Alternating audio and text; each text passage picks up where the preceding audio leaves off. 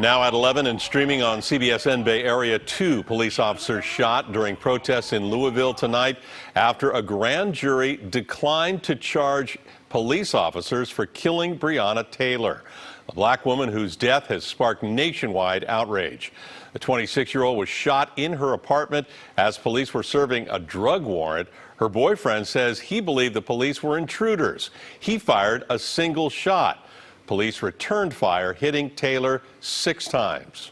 Today's announcement sparking protests tonight in dozens of cities across the country and here at home. San Francisco, San Jose, Oakland. KPIX 5's Maria Medina begins our team coverage with late-breaking developments from Lousiville and how Breonna Taylor's family is responding. Our family is grieving all over again. It is March 13th.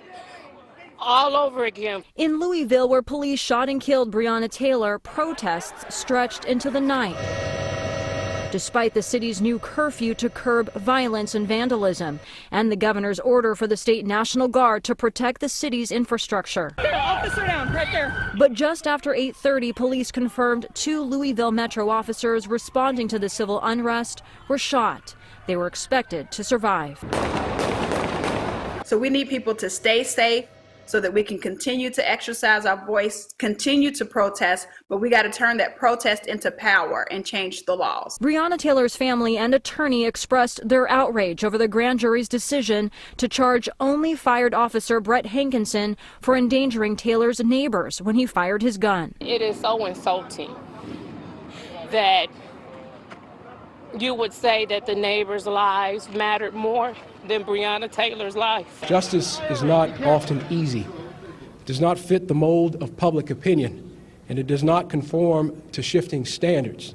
It answers only to the facts and to the law. Breonna Taylor's cousin says they're not surprised by the decision, but hoped for a different outcome. We have been grieving since day one. It is like a wound that never healed. And police arrested a suspect in the shooting of those 2 officers tonight. Meanwhile, the FBI is doing its own investigation into the shooting of Breonna Taylor. Ken? All right, Maria, thank you for that. Here in the Bay Area, one of the largest protests was in Oakland this evening, with demonstrators filling roadways and blocking intersections. KPIX 5's Andrea Nakano continues our team coverage. The crowd has not been as large as past protests, but the city of Oakland saying tonight that it is expecting more demonstrations over the next few days. The protesters say they are not surprised by the lack of charges in Breonna Taylor's case, but they are still outraged. Roughly a couple hundred protesters chanting tonight at the Lake Merritt Amphitheater.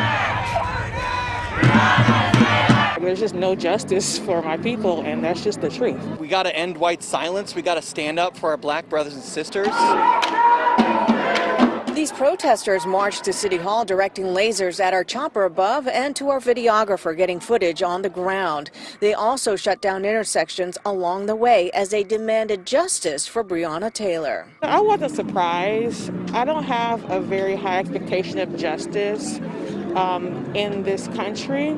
According to retired Superior Court Judge LaDoris Cordell, justice is rarely served when a grand jury is involved in cases of police shootings. The saying is, a prosecutor can get a ham sandwich indicted if the prosecutor wanted to, because it is really the prosecutors to play with. In my view, the grand jury is anything but grand. And tonight, families who have lost loved ones to police violence showed their solidarity to shine a spotlight on the countless lives lost.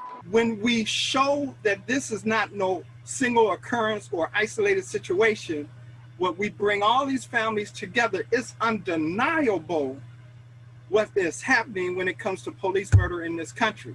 The protesters have now gathered outside Oakland Police Department. The city says it will continue to facilitate peaceful protests for social injustice. In Oakland, Andrea Nakano, KPIX 5. Oh, hey, hey! Ho, ho!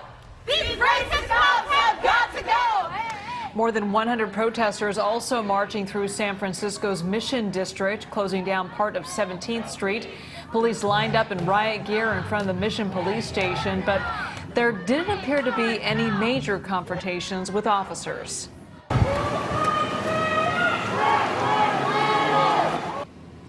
And protesters also gathering outside of San Jose City Hall. At one point tonight, the crowd swelled to a couple hundred people, with demonstrators chanting Black Pride and Black Power, demanding that leaders be held accountable. A smaller group of protesters say that they will plan to stay overnight. We'll have the very latest on the protests here at home and across the country starting at 4:30 tomorrow morning.